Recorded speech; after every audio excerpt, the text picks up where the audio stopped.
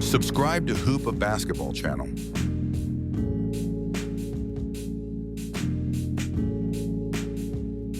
Hey everyone, welcome back to the Hoop of Basketball channel. Today, we've got a spicy one. Fox Sports host Joy Taylor stirred the pot with a claim that Angel Reese is behind Caitlyn Clark's rise in popularity, and that dynamic has allegedly upset some, let's say, suspiciously vocal, white men. We're breaking it all down. What Taylor actually said, the reaction she's receiving, and what this entire conversation says about race, perception, and media narratives in the WNBA. Joy Taylor sparked the controversy on the Joe Budden podcast. She said, "We would not be talking about Caitlyn Clark the way we do if it wasn't for that moment with Angel Reese." She framed it as a need for storylines, hero versus villain, and claimed Angel's infamous taunt in the NCAA finals was the narrative spark. She said white men in particular were upset by Angel's unapologetic swagger, suggesting it amplified Clark's hero status. Pretty wild if you think about it.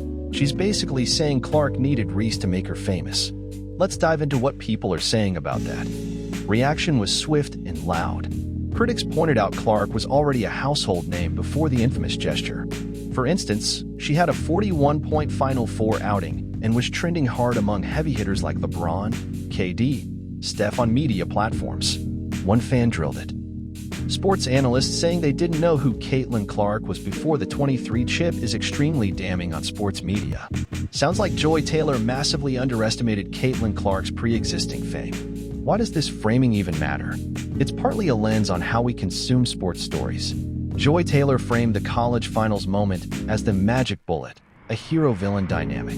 That certainly drove narrative momentum. But critics argue that's rewriting history.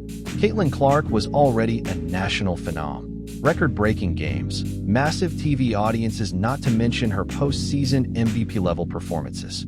A single taunt didn't make her. It just added fuel to a fire that was already raging. After the game, finishing the way she started this season, LSU has been a confident group throughout, and Angel Reese. Then there's what Joy Taylor hinted at: white men reacting negatively to Angel Reese, calling her too hood. That rings alarm bells about racial double standards. When Reese gestured like that, she got vilified. When Clark made a similar move, she got a high five from John Cena. Critics argue media treatment and coverage are racially tinted. Caitlyn Clark gets lauded for swag, while Angel Reese gets scrutinized for authenticity. That's a conversation we need to have openly and honestly. Joy Taylor's take came with real heat. Social media users tore into her revisionist history, calling her a top-of-the-line Caitlyn Clark hater. Several posts from outlets like Total Pro Sports labeled her take flawed and lying. This wasn't just critics. It turned into a broader debate about media credibility, unconscious bias, and the ethics of commentary. This isn't just about one podcast or soundbite. It touches on something deeper: the WNBA's need for equitable representation. Caitlyn Clark and Angel Reese both draw eyes, but under different lights.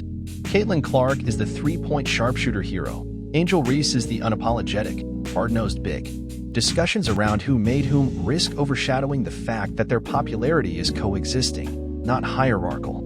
Angel Reese didn't need to elevate Caitlyn Clark and vice versa. They both brought unique firepower to women's hoops. Let me know in the comments, and please like and subscribe to Hoop of Basketball channel, and see you in the next video.